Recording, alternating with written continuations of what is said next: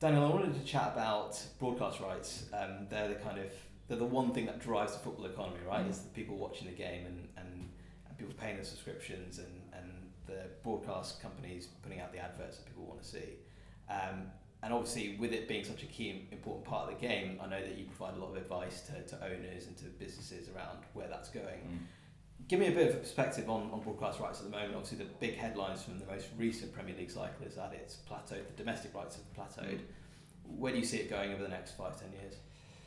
Yeah, we're at a fascinating stage, I think, for a number of different reasons. I mean, when we go back to the Premier League in 1992, at its inception, there was a 5-year deal worth just over, including highlights packages, £220 million. And the foreign non-UK deal was non-existent, is the truth. Fast forward until 2019, and we've got the latest cycle, which includes 3 broadcasters broadcasting in the UK, over £9 billion worth of global revenues, over £4 billion worth of domestic revenues from 3 broadcasters. As you said, a 7% decrease, effectively a plateau in the domestic rights, but a 34% increase in the international rights. What does that effectively tell us? Well, it says maybe that the huge sums of money that broadcasters, platform providers, or whatever you want to call them, Sky and BT, are looking to be able to spend has probably reached not quite a tipping point, but that particular point where there isn't a huge amount more additional value that they can bring to the table. Now, there's wider question marks around why Sky and why BT are in the market. Usually it's to effectively cannibalise their own broadband, their own quad play, their own mobile offerings, etc. with the Sky Mobile, at least in domestic rights. But the interesting dynamic now is, and I know we're going to talk about it in a separate bit of content as well, is where that leads, or where that leaves owners, investors, directors of clubs, because there are significant amounts of money at play. We can again talk about it in more detail, but when the top club, Manchester City, winning the league last year, which is still hurts as both of us as Liverpool fans to a degree, earning £151 million for winning the league, and the bottom team, Huddersfield, are earning £97 million for finishing bottom, participating in the league. They are significant amounts of money, and it's been modelled this year that with the small changes to the distribution methods, which again we'll talk about in more detail, the winners of the Premier League may earn upwards of £170 million, with the bottom team actually earning over the £100 million mark for the first time. So the commercial significance shouldn't be underplayed, and as part of the wider football ecosystem, a lot of people think that players are at the heart of the game. That they are, but the truth is, who pays the players? And generally, it is TV subscribers. Exactly, yeah. The fans are still very much at the heart of the game, and they run the football economy. If we decide not to watch things, or not to watch particular teams or players, and those particular teams or players aren't going to get watched and aren't going to get the money that comes into the game. Yeah. And obviously the big kind of topic debate in this country in particular is Amazon coming into the market for this season. Interestingly, they've got Boxing Day games. Amazon very much driving a bit like what you're talking about with Sky and BT around their broadband and so on. For Amazon, it's around the retail retail revenues they can bring in through their website. So linking their Boxing Day games around Christmas with it being Amazon. It's interesting, what the different OTT strategies are going to be, because Amazon have got a very clear one, but are we going to see Facebook, are we going to see Twitter, are we going to see Netflix's coming into football, or is it still too early to say? Yeah, I mean, my specific, at least, remit and ambit for the types of comments at least I've given and some of the thought I've given on the football side is nuanced enough as it is really in terms of lots of the things that I read. But there was a brilliant piece I read on the commercial viability of Amazon Prime coming into the market, into the EPL market in the first place, really. And the query is whether it's a content play, whether it's a physical product delivery play, or whether it's a data play, or whether actually it's all three, which is probably likely to be the case. So then the question becomes is, the cost per customer acquisition for any type of business becomes almost the main dynamic for any business deciding on whether to invest large sums if it is reported that Amazon actually paid a large sum for the rights. We're not sure, it's never been disclosed. But again, it then becomes a question of churn. And that's almost the model, I believe, part of the model from this article, the great article I read, seemed to be suggesting, which is, what is the cost of customer acquisition? Is a football fan going to purchase Amazon Prime just to watch 2 sets of live matches? Query, might not be.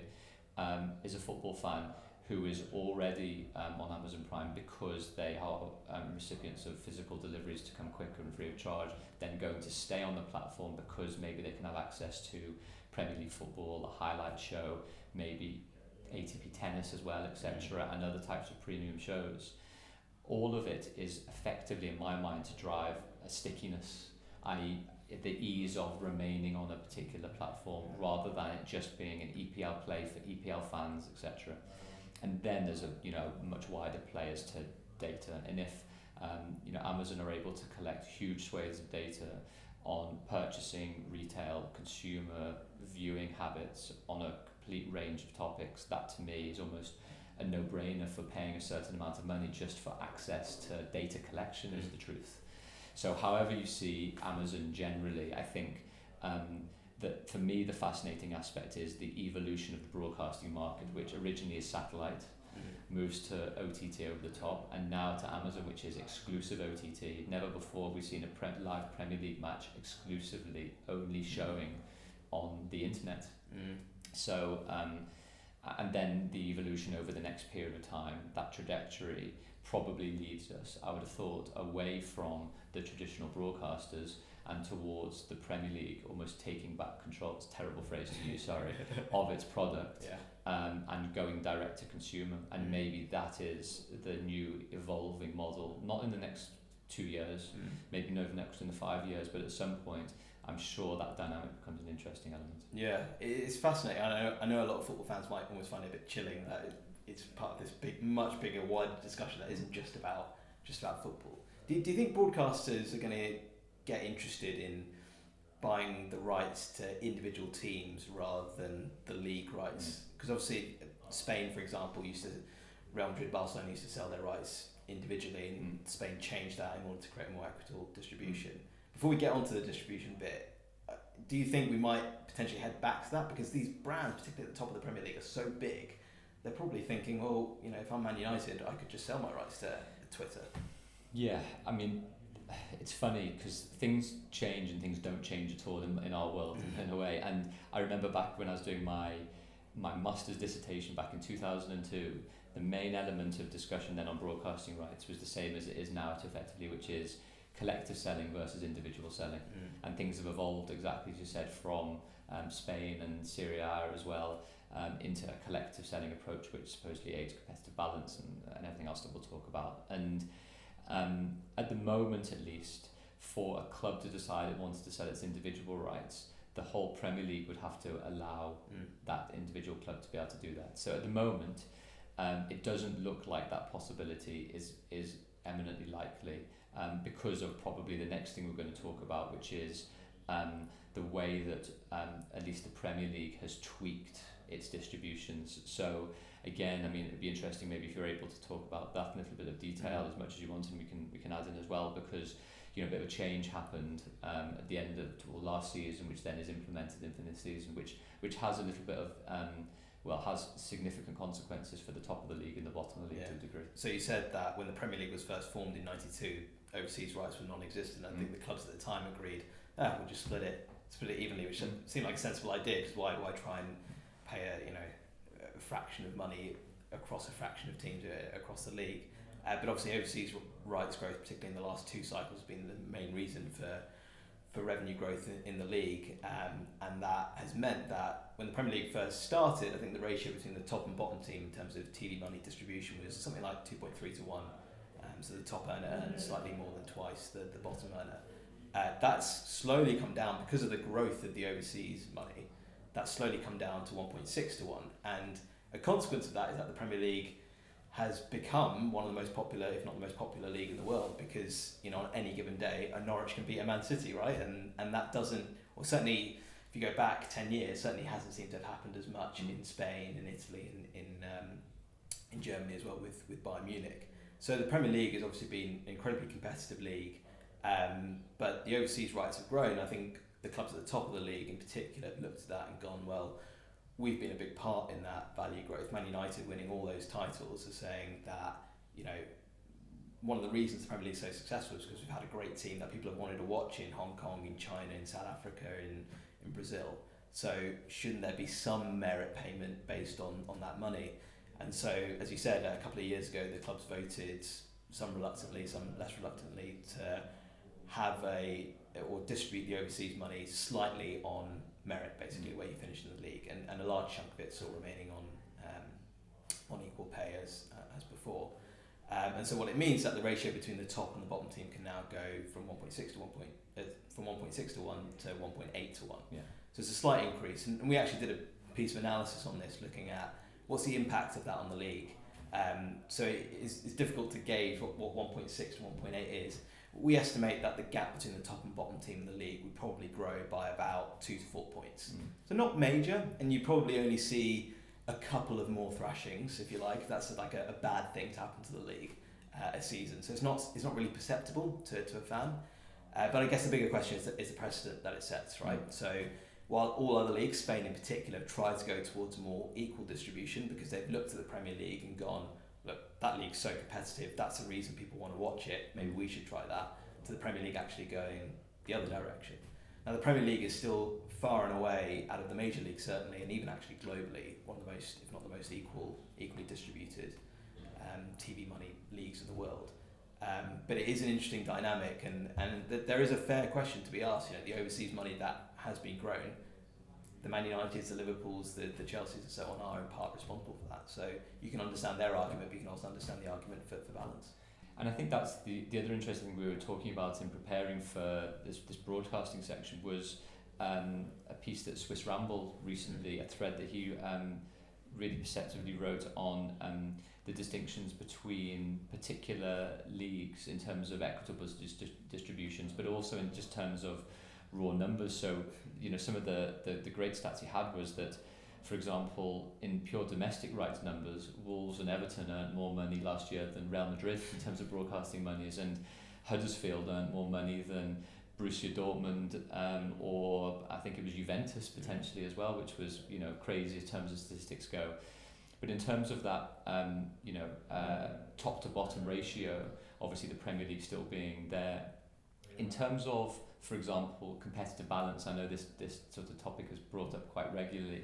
Obviously, one of the virtues of the Premier League is supposedly on any given Sunday, you know, any team can beat each other.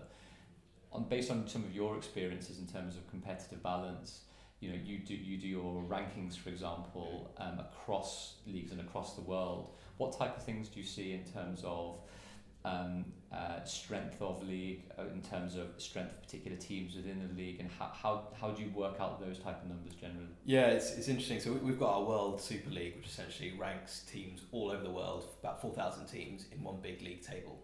And so we do that based on results that sit across competition, but within competitions. So we see when, you know, Salzburg play Liverpool, how good the top team in Austria is relative to England, and then we assess all below that as well. One of the trends that we've seen outside the major leagues is actually they've always been a little bit unequal. There's always been a big team in a Bulgaria, or a big team in Greece, or a big team in the Netherlands, and so competitive balance is quite flat in those leagues, but not healthy, if that makes sense. Yeah. So you're still getting the same winners, and I know there's kind of moves and designs to try and fix that, either through domestic broadcast money, which isn't a lot in those leagues, or potentially through the European landscape, which we'll get onto. In the big leagues, you are seeing those leagues accelerate away from the smaller leagues, partly because of international money. So fans in Asia, in Africa, want to watch Spanish teams, want to watch English teams. They don't really want to watch Belgian teams or Greek teams. And so you're seeing this disparity across Europe, basically, where the big leagues are increasingly the big leagues, which is a potentially cause for concern. And so, yeah, the Premier League, La Liga in particular, are comfortably the two best leagues in terms of quality, and I think is causing problems across the European landscape. And I think that one of the starting things that I saw, and again it was without name checking Swiss round too many in all of these discussions, but I think he was effectively the first person towards the end of last season, or just as the season was finishing, which came out with the interesting stat, again as a Liverpool fan, that Liverpool were the first team to break the £250 million mark for domestic and international broadcasting revenues in one particular season, and that was due to earning over £152 million in the Premier League and around 111 million euros, I believe, for winning the Champions League.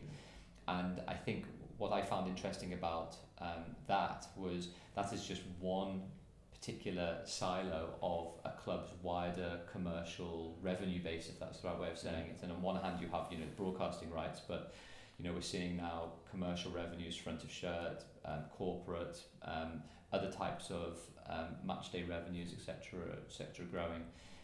In terms of your analysis, I guess, what broadcasting is one element to it. How are clubs managing to be able to stretch the revenue pie? If that's the right way of saying it. Yeah, it's a real challenge for clubs because they're almost restricted by the economies that they're in. So if you take a team like Ajax, for example, their match day, so their stadium's only so big. There's only so many people you can get in, and yes, you can try and utilise your stadium more on non-match days, but again, there's only so much you can do on that space. Commercially, they're restricted by the Dutch economy. They're in the Netherlands. It's very difficult for Ajax to extract revenues from England or extract revenues from other countries. And they're Ajax. They're massive, right? Forget some of the smaller teams in the Netherlands or Belgium, wherever they're going to really, really struggle extracting that commercial income.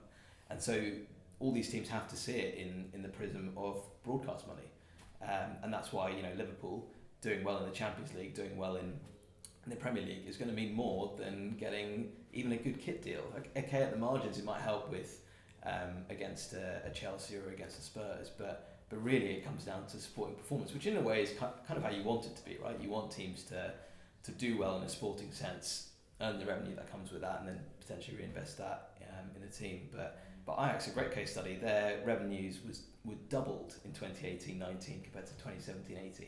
We're talking about one of the top teams in Europe here, who have one of the most unpredictable incomes in probably any business anywhere, right? And whether that's healthy for the game or not, I mean, you can argue it different ways, but ultimately clubs, yes, you can try and move the needle on matchday and commercial, you can build new stadiums which will help, and you can get great commercial teams in, but sporting success is number one for these teams. And leading on to that, onto probably those two colliding elements, broadcasting rights and additional monetization mixed with sporting success in the international game.